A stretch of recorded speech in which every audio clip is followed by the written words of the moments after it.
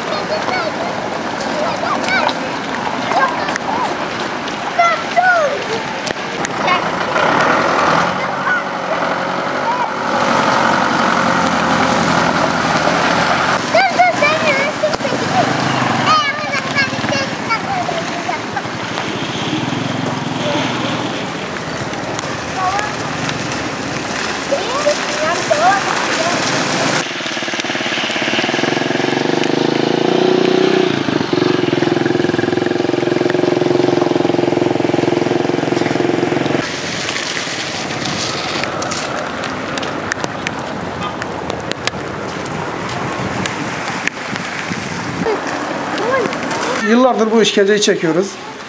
Çocuklarımızı okula getiremiyoruz. Öğretmenlerimiz okula gelemiyor. Yollarımız bozuk. Yol yok.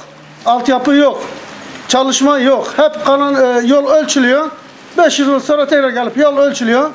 Ondan sonra çıkıyor belediye başkanları televizyona. Cayır cayır konuşuyor. Vallahi biz konukluya duble yol yapacağız. Ne zaman yapacaksın? Ne zaman yapılacak bu yol? Hadi bakalım görelim.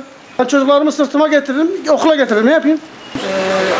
Anonson sıkıntısı nedeniyle şu an yollarımız tıkanmış.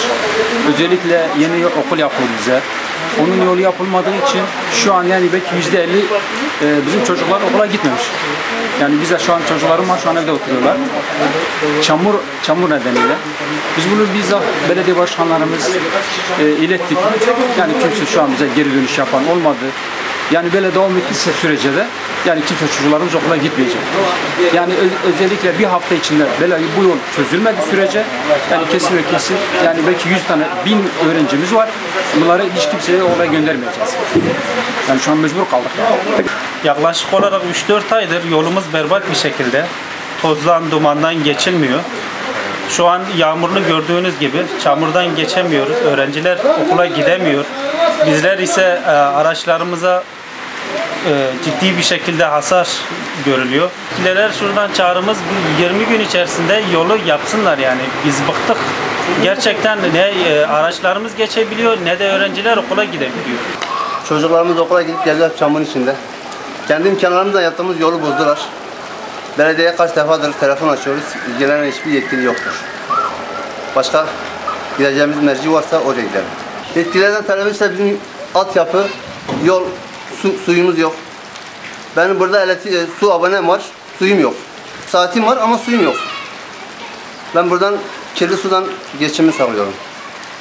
Yetkililere sesleniyorum buradan bir an önce bizim sorunlarımıza çözüm bulsunlar.